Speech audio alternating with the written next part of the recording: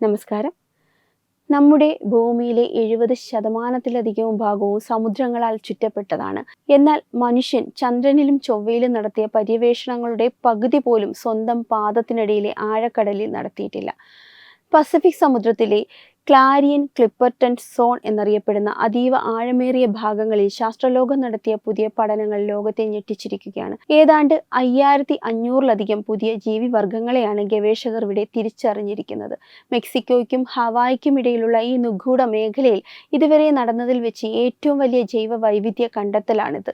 പഞ്ഞി പോലെ മൃദുവായ കടൽ വെള്ളരികൾ, ഗ്ലാസ് കൊണ്ട് നിർമ്മിച്ചതെന്ന് തോന്നിപ്പിക്കുന്ന സുതാര്യമായ സ്പോഞ്ചുകൾ, രാക്ഷസ രൂപമുള്ള വിചിത്ര മത്സ്യങ്ങൾ എന്നിങ്ങനെ നാം സങ്കല്പിക്കുന്നതിലും അപ്പുറത്താണ് ഇവിടുത്തെ കാഴ്ചകൾ. ഇരുട്ടിൽ തിളങ്ങുന്ന വിസ്മയങ്ങൾ. സൂര്യപ്രകാശം ഒട്ടും എത്തിനോക്കാത്ത 2000 മീറ്ററിലധികം ആഴത്തിലാണ് ഈ ജീവികൾ വസിക്കുന്നത്.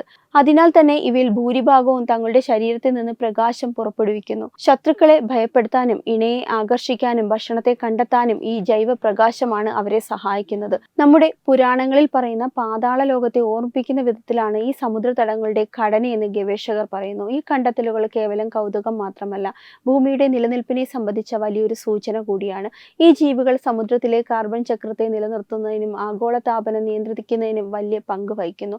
എന്നാൽ ഈ മേഖലകളിൽ നടക്കാൻ പോകുന്ന ആഴക്കടൽ ഖനനം ഈ അപൂർവ ജീവിവർഗങ്ങളുടെ അന്ത്യത്തിന് കാരണമാകുമോ എന്ന ആശങ്ക പരിസ്ഥിതി പ്രവർത്തകർ ഉയർത്തുന്നുണ്ട്. നിക്കൽ, കൊബാൾട്ട് തുടങ്ങിയ ലോഹങ്ങൾക്കായി മനുഷ്യർ നടത്തുന്ന കടന്നുകയറ്റം ലക്ഷക്കണക്കിന് വർഷങ്ങളായി മാറ്റമില്ലാതെ തുടരുന്ന ഈ സമാധാന ലോകത്തെ തകർക്കാൻ സാധ്യതയുണ്ട്. സമുദ്രം ഒരു വെറും ജലശേഖരമല്ല, മറിച്ച് ഭൂമിയിലെ ഏറ്റവും വലിയ ലിവിംഗ് ലബോറട്ടറിയാണ്.